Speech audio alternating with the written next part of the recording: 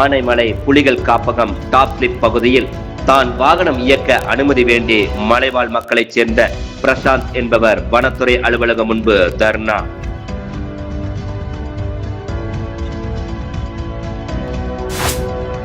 கோவை மாவட்டம் பொள்ளாச்சி அருகே உள்ள ஆனைமலை புலிகள் காப்பகம் உலாந்தி வனசரகம் டாப் ஸ்லிப் எருமைப்பாறையைச் சேர்ந்த பிரசாந்த்.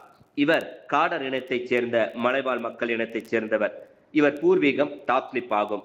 மலைவாழ் மக்கள் கூட்டத்தில் தீர்மானம் நிறைவேற்றப்பட்டு தான் அப்பகுதி மக்களுக்கு வாடகைக்கு செல்ல வாகனம் வாங்கியுள்ளார். மேலும் வனப்பகுதி சுற்றுலா பயணிகளை அழைத்துச் செல்லவும் வனத்துறை அதிகாரிடம் அனுமதி கேட்டுள்ளார். பிரசாந்த் வனத்துறையினரின் அனுமதி தர மறுத்ததால் டாப் ஸ்லிப் வனத்துறை அலுவலகம் முன்பு தர்ணாவில் ஈடுபடுவதாக தெரிவித்தார். இதுகுறித்து வனத்துறையினர் கூறுகையில், தமிழக அரசு வனப்பகுதியில் சுற்றுலா பயணிகளை அழைத்துச் செல்ல வாகனங்கள் தரப்பட்டுள்ளது. மேலும் இவர்களது போக்குவரத்திற்கு அரசு பஸ்ஸும் உள்ளது. தனிநபர் வாகனம் வனப்பகுதியில் இயங்க அனுமதி இல்லை எனவும் இந்த சம்பவம் குறித்து வனத்துறை உயர் அதிகாரிகளுக்கு தகவல் தெரிவிக்கப்பட்டுள்ளது என தெரிவித்தனர். என் பேர் பிரசாந்த். நான் டாப் ஸ்லிப் எருமைப்பாறை வன கிராமத்தில் இருக்கேன், பழங்குடியினர். நான் காடர் இனத்தை சேர்ந்தவன். நான் எம்ஏ படிச்சிருக்கேன். நான் இந்த என்னோடய ஊரில் சுய தொழில், சொந்தமாக ஒரு தொழில் பண்ணி என்னோடய வாழ்வாதாரத்தை உயர்த்துறதுக்கு ஒரு டாக்ஸி எடுத்தேன். அந்த வண்டி எடுத்து 5 மாதத்துக்கு மேலே ஆகுது. அந்த 5 மாதமும் எங்களுக்கு ரொம்ப டிபார்ட்மெண்ட் சைட்லேருந்து, ரேஞ்சர் சைட்லேருந்து, ஃபாரஸ்ட் சைட்லேருந்து ரொம்ப ப்ரெஷராக இருந்தது. என்னென்னா, வண்டியை இங்கே நிறுத்தக்கூடாது, டாப் ஸ்லிப்பே நிறுத்தக்கூடாது, வண்டி ஓட்டக்கூடாது அப்படின்னு சொல்லிட்டு இருந்தாங்க. நான் கவர்மெண்ட் நார்ம்ஸ் படி டீ போர்டு எடுத்திருக்கேன். ஃபாரஸ்ட் டிபார்ட்மெண்ட் வண்டி சேம் மாதிரியே அவங்க என்னென்ன ரூல்ஸ்லாம் வச்சு எடுத்திருக்காங்களோ அதே மாதிரி சேம் ப்ரொசீஜரில் நான் ஒரு வண்டி எடுத்திருக்கேன். இப்போ என்னென்னா, நாங்கள் இந்த வண்டியை தீர்மானம் போட்டு, மக்கள் முன்னாடி தீர்மானம் போட்டு இடிசி மூலியமாக அந்த வண்டியை ஓட்டுற வருமானத்தை கிராமத்துக்கு வேண்டி யூஸ் பண்ணுறதுக்கு நாங்கள் தீர்மானம் போட்டோம். அது தெரிஞ்சுமே வனத்துறையினர் ரேஞ்சர் வெங்கடேஷ் அவர் எங்களை அதை செயல்படுத்த விட மாட்டேங்கிறாரு. என்னை எதுக்குமே வண்டியவே நிறுத்தக்கூடாதுன்னு சொல்லி ரொம்ப மன உளைச்சலுக்கு ஆளாக்கிட்டாங்க. இப்போ என்னோடய குடும்பம் இல்லை, நாங்கள் வருமானத்துக்கு என்ன பண்ணுறதுன்னு தெரியல. சரி, டூரிஸ்ட்டு தான் கூட்டிகிட்டு போகக்கூடாது, லோக்கல் ட்ரிப்பாச்சும் போகலாம். லோக்கல் ட்ரிப் பழங்குடியினர் அவங்க வீட்டுக்கோ கோவிலுக்கோ அது வாடகை கூட்டாச்சும் போகலாம் அப்படின்னு பார்த்தா அதையும் அலோவ் பண்ண மாட்டேங்கிறாங்க.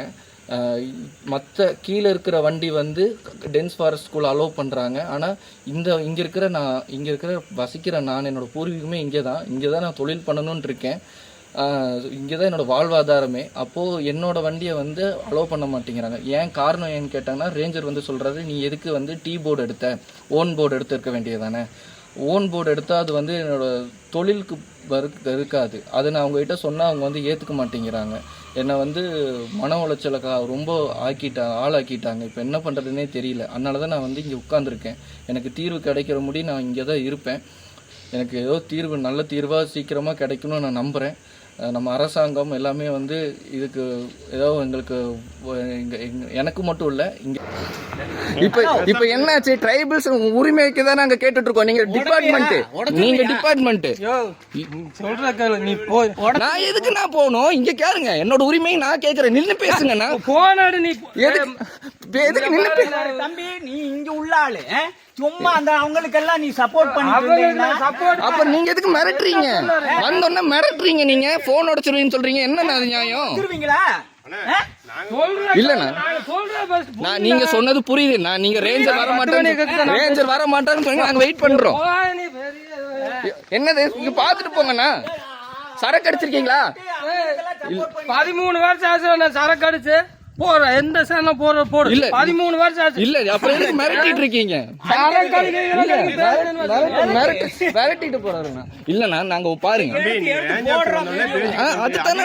அதுதான் நான் பேசுறேன். அவங்க சொல்லுவாங்க, உங்களை நான் டிஸ்டர்ப் பண்ணல. அதிகாரி ரேஞ்சர் வரும்போது நான் பேசுறேன். நான் அது முடி நான் உட்கார்றேன் தான் சொல்றேன். வரட்டும்ண்ணா,